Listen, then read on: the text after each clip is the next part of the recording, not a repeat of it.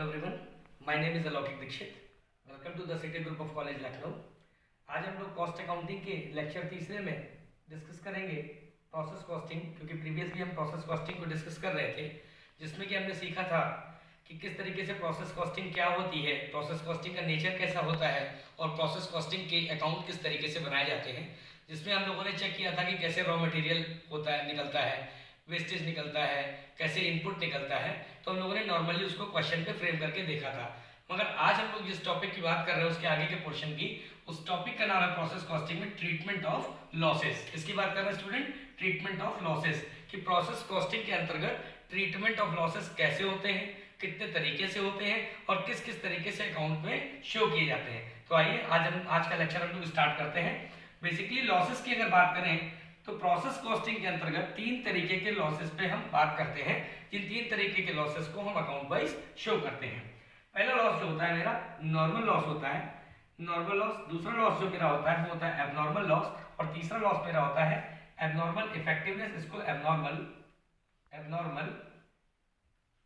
Gain भी कहते हैं.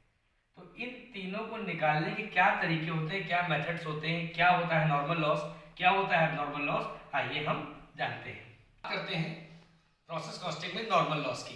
पहला पार्ट होता है normal loss. Normal loss sir क्या होता है? नॉर्मल लॉस बेसिकली होता है कि normal inherent in the process operation is known as normal loss. जो प्रोसेसिंग ऑपरेशन के दौरान जो भी लॉसेस होते हैं, ऐसे लॉसेस को हम नॉर्मल लॉसेस के नाम से जानते हैं. Occurrence because of some deficiency in raw material. अगर रॉ मटेरियल के लगाते समय किसी भी तरीके की कमी आ गई, या कोई प्रोडक्शन करते समय किसी भी चीज की कमी आ गई, ऐसे प्रोसेसिंग प्रोसेस को हम नॉर्मल लॉस के नाम से जानते हैं.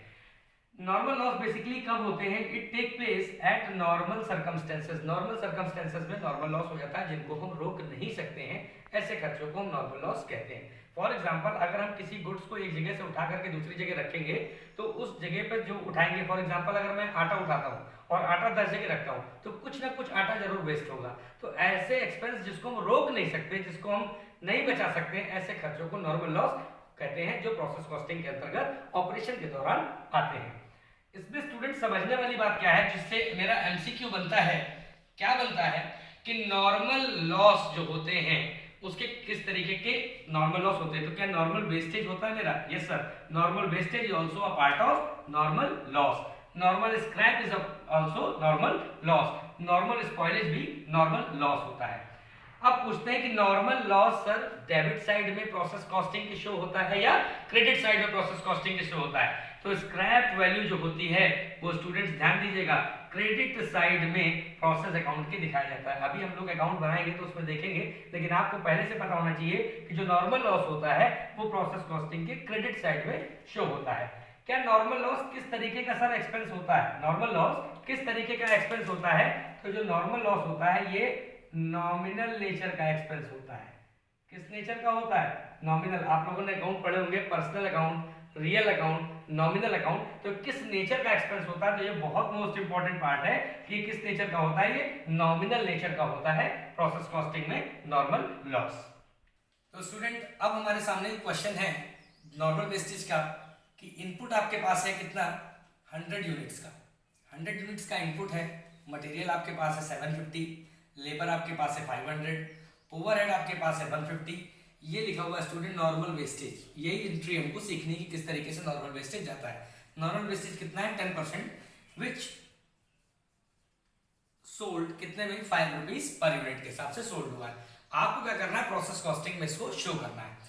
अब सीखने वाली बात यह कि सर नॉर्मल वेस्टेज किस साइड शो होता है, डेबिट साइड या फिर क्रेडिट साइड? तो हमने अभी सीखा है कि किस साइड शो होता है? Credit side. अब क्रेडिट साइड कैसे शो होता है इसको देखते हैं. इसका परफॉर्मा छोटा सा मैं बना दे रहा हूं, आप अपनी कॉपी पे अच्छे से बना लीजिएगा.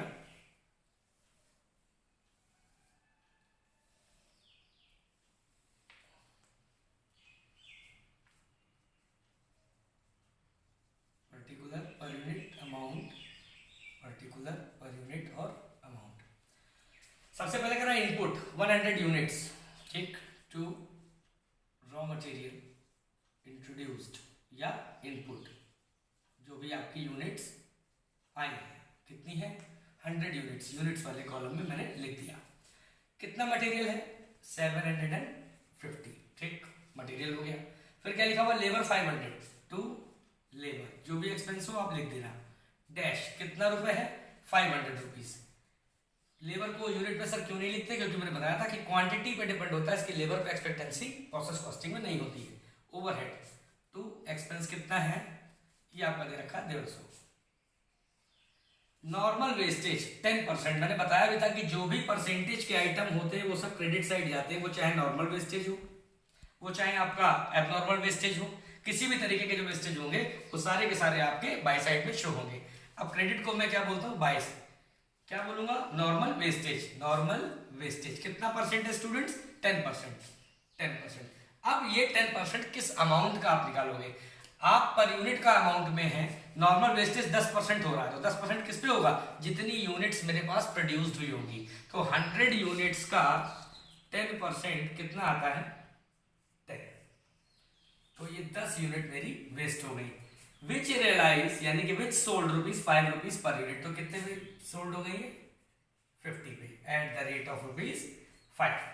अब मेरे पास स्टूडेंट सारी इंफॉर्मेशन मैंने फिल कर ली। अब मैं क्या करूंगा? इसका करूंगा टोटल। मैंने बताया भी था आपको प्रीवियस क्वेश्चन में, बस इसकी एंट्री नहीं बताई थी। क्या करेंगे? ये हो गया टोटल 100 यूनिट्स। यहाँ पे कितनी जानी चाहिए? 100। यहाँ कितनी है? 10। बची कितनी? 90 यूनिट्स। ठीक, 750, 500, 150, 1400 हो गया। यहाँ कितना आएगा? 1400। 1450 चला जाएगा, कितना जाएगा? 1350।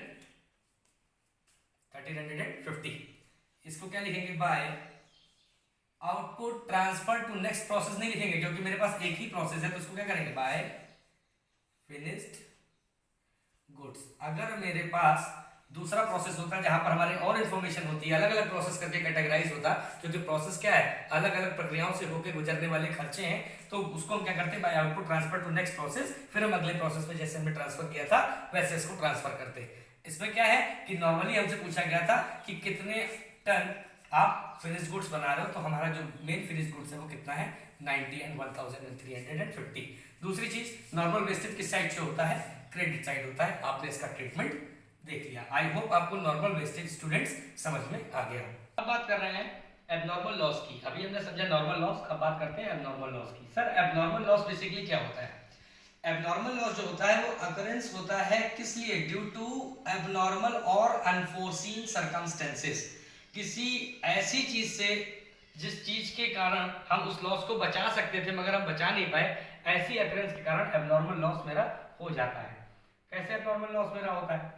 फॉर एग्जांपल, जैसे प्लांट ब्रेक डाउन हो गया, थेफ्ट हो गई, फायर लग गई, या सुपरवाइजर ने प्रॉपर तरीके से ध्यान नहीं रखा जिसके कारण चोरी हो गई, सुपरवाइजर ने लाइट्स प्रॉपर तरीके से नहीं बंद करी जिसके कारण आग लग गई, poor quality of material use किया, या पुअर सुपरविजन के कारण।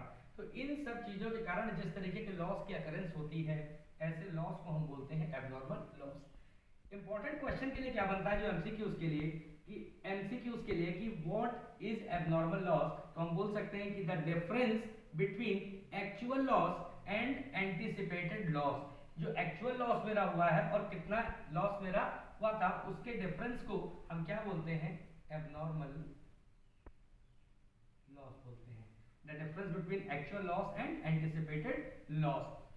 मेन मैटर ये होता है कि क्या ये एबनॉर्मल लॉस आपकी कॉस्ट ऑफ इन्वेंट्री को इफेक्ट करता है कि नहीं करता है। तो it does not effect the cost of inventory. ये बहुत इंपॉर्टेंट क्वेश्चन है कि क्या abnormal loss cost of inventory को इफेक्ट करता है कि नहीं। तो it does not effect the cost of inventory. Abnormal loss जो है डेबिटेड। अब हम इस चीज को एज ए प्रोसेस कॉस्टिंग के थ्रू शो करते हैं कि एबनॉर्मल लॉस किस तरीके का होता है और हम कैसे इसको निकालते हैं। दूसरी चीज, बहुत ही मोस्ट इंपॉर्टेंट चीज है, एबनॉर्मल लॉस जो एबनॉर्मल लॉस है और एबनॉर्मल इफेक्टिवनेस, क्योंकि एक होता है नॉर्मल लॉस जो आपने समझा, दूसरा एबनॉर्मल लॉस और समझना है। जो एबनॉर्मल लॉस है और एबनॉर्मल इफेक्टिवनेस ये तभी अराइज होंगे जब आपके क्वेश्चन में क्या दिया होगा? आउटपुट दिया होगा। स्टूडेंट्स, आपके क्वेश्चन में क्या गिवन होगा? आउटपुट गिवन होगा। अभी हम क्या कर रहे हैं प्रोसेस कॉस्टिंग में कि जो अमाउंट मेरा बच जाता है उसको हम लिख देते हैं by output transfer to next process, by output transfer to next process. तब तक उसको ट्रांसफर करते रहते हैं कि जब तक कि मेरा गुड्स फिनिश्ड गुड्स ना बन जाए। लेकिन अब गिवन क्वेश्चंस में क्या होगा कि जब क्वेश्चन में आउटपुट दे दिया जाएगा कि एग्जैक्ट में हमको इतने आउटपुट बनाना है, तो वहां पर क्या होता है, अगर आउटपुट पे अब जब क्वेश्चन पे आउटपुट दिया होगा तो हम दोनों चीजों को निकाल सकते हैं बहुत ही इजीली, एबनॉर्मल लॉस और एबनॉर्मल इफेक्टिवनेस। अब इसको हम अगर अकाउंट के थ्रू देखें तो किस तरीके से देखेंगे स्टूडेंट, हम इसको देखेंगे एबनॉर्मल लॉस और एबनॉर्मल इफेक्टिवनेस को। सपोज दैट मेरे पास क्वेश्चन दिया हुआ है, ये मेरा प्रोफार्मा है,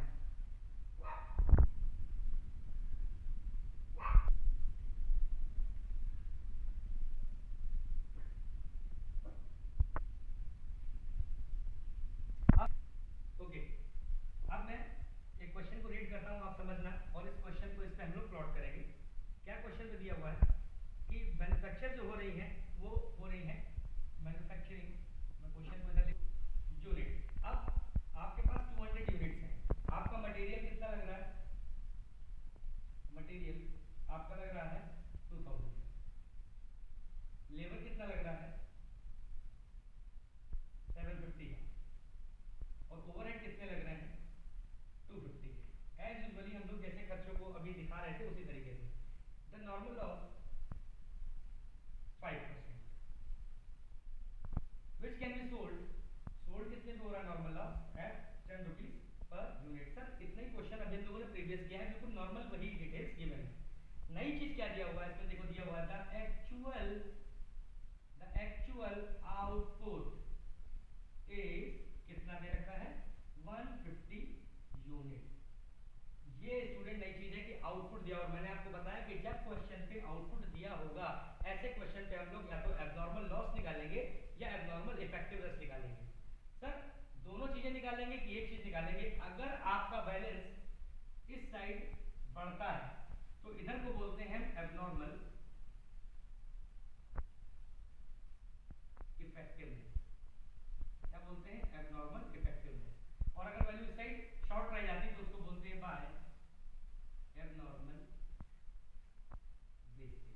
पहले तो हम लोग ये क्लियर कर ले कि एब्नॉर्मल वेस्टेज किस साइड लिखा जाता है, एब्नॉर्मल वेस्टेज या इफेक्टिवनेस। तो इफेक्टिवनेस जो होता है वो टू साइड में शो होता है, टू एब्नॉर्मल इफेक्टिवनेस, और बाय साइड में क्या शो होता है, बाय एब्नॉर्मल वेस्टेज। अब सर हम कैसे जानेंगे कि इस क्वेश्चन पे एब्नॉर्मल वेस्टेज है, या कैसे जानेंगे इस क्वेश्चन में एब्नॉर्मल इफेक्टिवनेस है? तो इसको हम लोग जब चेक करेंगे तो बैलेंस फिगर को चेक करेंगे कि किस साइड शॉर्टेज पड़ रही है। आइए स्टूडेंट चेक करते हैं। हमारे कितने यूनिट्स हैं 200, तो टू रॉ मटेरियल कितने यूनिट्स हैं 200 यूनिट, ओके। मटेरियल कितना लग रहा है 2000 का, ओके सर। लेबर कितना है, टू लेबर, कितने यूनिट्स का 750 का। ओवरहेड कितने हैं सर, टू ओवरहेड, कितना आ गया 250, सॉरी 750 कितना आएगा, अमाउंट को लिखा डैश 250। नॉर्मल लॉस 5%, तो बाय नॉर्मल लॉस कितने परसेंट सर 5%। 5% सर किसका निकलता है, मैं बता चुका हूँ, हमेशा किसका निकलता है, यूनिट का निकलता है। तो 5% ऑफ 200 कितना हो जाएगा स्टूडेंट, ये हो जाएगा आपका 10 और ये हो जाएगा 5, 200 का 5% 10 तो ये आ जाएगा नॉर्मल कितना आ गया 10 रुपीज पर यूनिट। कितने में आप सेल कर रहे हो 10 में, तो 10 10 कितना हो जाएगा 100 @ 10। ये इन्फॉर्मेशन फिल हो गई,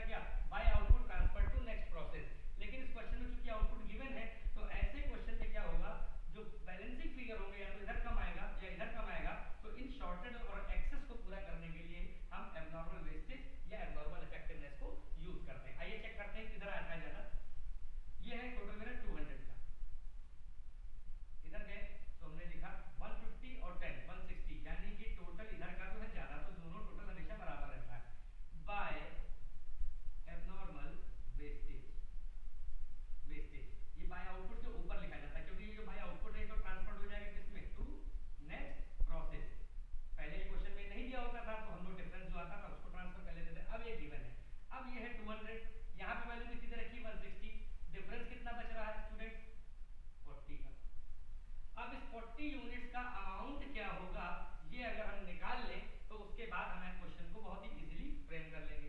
कैसे निकालेंगे 40 का, ये स्टूडेंट हमको समझना है। ऐसे ही एब्नॉर्मल वेस्टेज और इफेक्टिवनेस निकलती है। देखिए कैसे निकालेंगे। पहले कॉलम मेरा किस चीज का, यूनिट का। बहुत ही इजीली तरीके से आपको बताते हैं।